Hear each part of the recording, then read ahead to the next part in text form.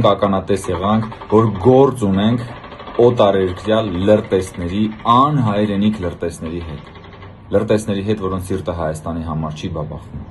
Անսիրտ լրտեսների հետ, որոնք ցանկանում են Հայաստանը մատաղ անել իրենց օտար տերերի ոտքերի տակ, երաշխավորի անվան տակ, ցույց տալով, թե փրկում են Հայաստանը, բայց իրականում զոհում են Հայաստանը, զոհում են Հայաստանի զավակների ճակատագիրը, ավանսով արդեն իսկ ցուցակագրում են Հայաստանի զավակներին, որ նրանք զոհվեն ուրիշների սանձազերծած պատերազմը։ Հունիսի 7-ին Հայաստանի Հանրապետության ժողովուրդը գնալու է ընտրական տեղամասեր եւ տեր է կանգնելու խաղաղությանը, տեր է կանգնելու իր զավակների ճակատագրին, տեր է կանգնելու ինքնիշխանությանը եւ թույլ չի տալու, որ անսիրտ լրտեսները Հայաստանը մատաղ անեն իրենց շեֆերի ոտքերի տակ։ Կարող է գա, կարող է չգա, իրենց որոշելիքն է։ Վստահաբար կարող եմ ասել, որ իրենց հաստատ հաճելի պահեր չեն սպասում խորհրդարանում, եթե նրանք որոշեն գան, որովհետև այն հարցերը, որոնք որ կուտակվել են այս ընթացքում, այդ հարցին իրանք պատասխան են տալու։ Ամեն օր եւ ամեն ժամ իրանք պետքա պատասխան տան, թե ուր են 300,000 ադրբեջանցիները, որոնց մասին նրանք խոսում են, որ հեսա գալիս են, վաղը գալու են, մյուս օրը գալու են, ընտրությունների հաջորդ օրը գալու են։ Իրանք դրա մասին պատասխան են տալու։ Իրանք քթերից են բերելու այդ ընտրակաշառքների ամեն մի բաժանված ընտրակաշառք։ Դուք ողջախոհության մարող ճրակն եք։ Բանականության խրպոտ ձայնը։ Դուք այն նավիգատորն եք, որը միշտ սխալ հասցեով է տանում։ Եվ եթե անգամ դուք չլինեիք, ձեզ պետք կլիներ հորինել, որ միշտ հիշեինք, թե ինչից ենք պրծել։ Նրանք ամեն ինչ արեցին, որ մեր հասարակության մեծ մասը, թոշակառուները հիվանդանան, որ հետո ապահովագրությունով առաջարկեն կաշառք ապահովագրություն։ Ես գինու փառատոնի կազմակերպիչների հետ հանդիպում եմ ունեցել, որևէ կերպով նպատակ չենք ունեցել խոչընդոտելու, բայց կրկին դա պետության թերացումն է ընտրության օրը եւ ինչու ոչ նաեւ դիտավորությունը կենտրոնում, որտեղ նախորդ ընտրություններին իրենք մշտապես պարտվել են արհեստական խոչընդոտ ստեղծելու, որպեսզի քաղաքացիները դժվար հասանելիություն ունենան տեղամասային կենտրոններ։ Առաջին անգամ Հայաստանի ժողովուրդը ընտրություն կատարեց խաղաղության պայմաններում եւ տեր կանգնեց խաղաղությանը, տեր կանգնեց ժողովրդավարությանը, տեր կանգնեց պետությանը։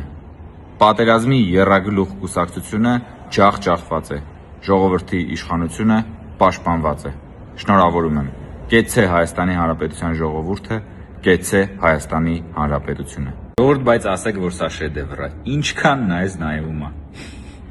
Վարչապետի տեխնացու, որ իրապես կարող եմ արտահայտելով Հայաստանի շահերը, ունեմ եւ այդ կարողությունները, եւ կրթությունը, եւ փորձը, որ ստանձնել պատասխանատվություն եւ գնալ առաջ։ Այո, ես դա չբացառեցի։ Եղած կարմիր գծերի մնացածը, բայց մի րոպե, ազգային անվտանգության շահերից ելնելով եւ Հայաստանի, այո, կարող է ԿՊ-ի հետ համագործակցել։ Արման Բաբաջանյան, Նարեկ Կարապետյան։ Պատերազմի եռագլուխ կուսակցությունը եւ նրա պոչը։ Դից մեկը կլինի նաեւ ցենզի սահմանումը, որ ուրեմն Հայաստանի Հանրապետությունում ընտրություններին մասնակցելու պայման պիտի սահմանվի, որ այն քաղաքացիները, ովքեր որ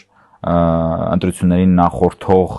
մեկ տարվա ընթացքում առնվազն 6 ամիս գտնվել են Հայաստանի Հանրապետությունում, ապա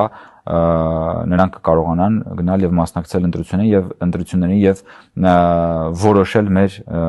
մեր պետության ճակատագիրը։ Շրջանառության մեջ է դրված նախագիծը, բնականաբար նախագիծը դեռևս կքննարկվի, բայց սա ամենակննարկվող հարցերից մեկն էր մեր վերջին շրջանի